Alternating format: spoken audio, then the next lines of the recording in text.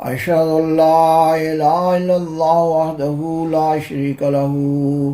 وأشهد أن محمدا عبده ورسوله أما بعد فأعوذ بالله من الشيطان الرجيم بسم الله الرحمن الرحیم۔ سامعین و ناظرین کرام، السلام علیکم ورحمۃ اللہ وبرکاتہ۔ امت محمدیہ کے بزرگان سلف قرآن مجید، حدیث اور القاء ربانی کے تحت نسل بعد نسل بیان کرتے چلے آئے ہیں کہ اسلام میں 13ویں صدی ہجری کا آخر یا 14ویں صدی ہجری کا آغاز زمانہ ظہور امام مہدی و نزول مسیح موعود کا ہے۔ جماعت احمدیہ مسلمہ عالمگیر کے بانی سیدنا حضرت مرزا غلام احمد قادیانی علیہ السلام نے 1890 عیسوی میں اعلام الہی کی بنیاد پر امام مہدی و مسیح موعود ہونے کا دعویٰ کیا۔ ظاہر ہے کہ دنیا میں ہر دعویٰ محتاج دلیل ہوا کرتا ہے، اس لیے اللہ تعالیٰ قرآن مجید کی کئی ایک آیات میں منکرین صداقت کے بالمقابل دلیل لانے کا مطالبہ کرتا ہے۔ مثلا اللہ تعالیٰ قرآن مجید کی سورۃ الانفال کی آیت 43 میں صداقت کے ثبوت میں اور صداقت کی تائید میں دلیل قائم کرنے کی اہمیت کا مضمون بیان کر رہا ہے۔ اس آیت کے اس مضمون کے متعلقہ حصہ کا ترجمہ پیش کیا جا رہا ہے۔ اللہ تعالیٰ فرماتا ہے، تاکہ کھلی کھلی حجت کی روح سے جس کی ہلاکت کا جواز ہو وہی ہلاک ہو، اور کھلی کھلی حجت کی روح سے جسے زندہ رہنا چاہیے وہی زندہ رہے۔ اس اصول کے تحت اس پروگرام میں سیدنا حضرت مرزا غلام احمد قادیانی علیہ السلام کے دعوی امام مہدی و مسیح موعود کی صداقت پر ایک بڑی اور بنیادی دلیل پیش کی جا رہی ہے۔ احمدیت مخالف علماء احمدیت کے بالمقابل اپنے موقف کی تائید میں کوئی دلیل نہیں رکھتے، وہ احمدیت کے بالمقابل اپنے عقائد کی بنیاد محض اپنی ظنی باتوں پر رکھے ہوئے ہیں۔ اللہ تعالیٰ قرآن مجید کی سورۃ یونس کی آیت 37 میں یہ مضمون بیان کر رہا ہے کہ حق اور صداقت کے بالمقابل ظن کی کوئی حیثیت نہیں ہوا کرتی۔ سورہ یونس کی اس آیت کے اس مضمون کے متعلقہ حصہ کا ترجمہ پیش کیا جا رہا ہے۔ اللہ تعالیٰ فرماتا ہے، اور ان میں سے اکثر لوگ ظن کے سوا کسی چیز کی پیروی نہیں کرتے، جبکہ یقیناً ظن حق سے کچھ بھی بے نیاز نہیں کر سکتا۔ سیدنا حضرت مرزا غلام احمد قادیانی علیہ السلام اپنی کتاب توضیح مرام روحانی خزائن جلد 3 صفحہ 51 میں اپنا دعویٰ مسیح موعود شائع کرتے ہوئے بیان فرماتے ہیں،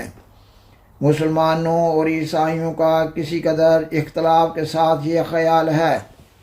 کہ حضرت مسیح ابن مریم اسی عنصری وجود سے آسمان کی طرف اٹھائے گئے ہیں اور پھر وہ کسی زمانہ میں آسمان سے اتریں گے۔ میں اس خیال کا غلط ہونا اپنے اسی رسالہ میں لکھ چکا ہوں اور نیز یہ بھی بیان کر چکا ہوں کہ اس نزول سے مراد در حقیقت مسیح ابن مریم کا نزول نہیں، بلکہ استعارہ کے طور پر ایک مثیل مسیح کے آنے کی خبر دی گئی ہے، جس کا مصداق حسب اعلام و الہام الہی یہی آیت ہے۔ سامعین و ناظرین کرام، سیدنا حضرت مرزا غلام احمد قادیانی امام مہدی و مسیح موعود علیہ السلام اپنی کتاب اضاء الاوہام روحانی خزائن جلد 3 صفحہ 402 میں اپنے دعویٰ اور دعویٰ کے مقاصد کے سلسلہ میں لکھتے ہیں، جب تم مسیحی کا مردوں میں داخل ہونا ثابت کر دو گے اور عیسائیوں کے دلوں میں نقش کر دو گے تو اس دن تم سمجھ لو کہ آج عیسائی مذہب دنیا سے رخصت ہوا۔ یقیناً سمجھو کہ جب تک ان کا خدا فوت نہ ہو ان کا مذہب بھی فوت نہیں ہو سکتا، اور دوسری تمام بحثیں ان کے ساتھ عبث ہیں۔ ان کے مذہب کا ایک ہی ستون ہے، اور وہ یہ ہے کہ اب تک مسیح ابن مریم آسمان پر زندہ بیٹھا ہے۔ اس ستون کو پاش پاش کرو، پھر نظر اٹھا کر دیکھو کہ عیسائی مذہب دنیا میں کہاں ہے، کیونکہ خدا تعالیٰ بھی چاہتا ہے کہ اس ستون کو ریزہ ریزہ کرے اور یورپ اور ایشیا میں توحید کی ہوا چلاوے۔ اس لیے اس نے مجھے بھیجا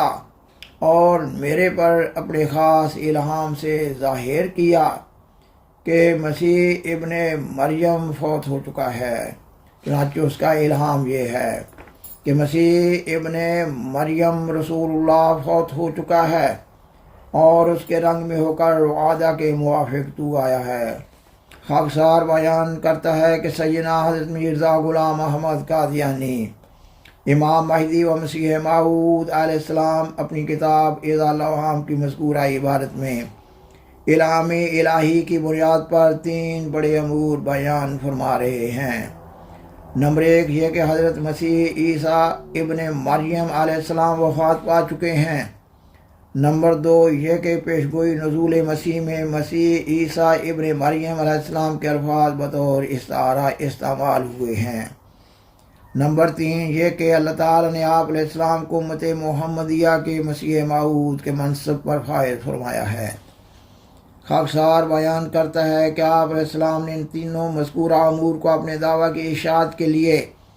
لکھی جانے والی اپنی ابتدائی کتب فتح اسلام، توضیح مرام اور اعضاء الاوہام کے کل 636 صفحات میں قرآن مجید، حدیث اور اقوال بزرگان سلف کی روشنی میں بتعید لغت عرب و محاورہ عرب بالوضاحت تفصیل کے ساتھ بیان کر دیا ہے۔ خاکسار بیان کرتا ہے کہ اب اللہ تعالیٰ کسی انسان کو بھی ایسا الہام نہیں کرتا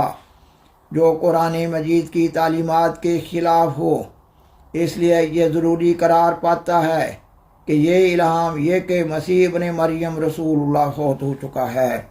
کو قرآن مجید پر پیش کیا جائے۔ اگر قرآن مجید اس الہام کی تصدیق کر رہا ہے کہ واقعی حضرت مسیح عیسیٰ بن مریم علیہ السلام فوت ہو چکے ہیں، تو آپ علیہ السلام کا دعویٰ اس طرح سچا ثابت ہو جاتا ہے جس طرح 2 اور جمع 2 کا حاصل جمع 4 ہوا کرتا ہے۔ سامعین و ناظرین کرام، قرآن مجید کی تعلیمات کی روشنی میں اس الہام کا تجزیہ کرنے سے یہ امر بپایہ ثبوت پہنچتا ہے کہ حضرت مسیح عیسیٰ بن مریم علیہ السلام وفات پا چکے ہیں۔ اور اگر حضرت مسیح عیسیٰ بن مریم علیہ السلام وفات پا چکے ہیں اور حقیقت یہ ہے کہ واقعی حضرت مسیح عیسیٰ بن مریم علیہ السلام وفات پا چکے ہیں،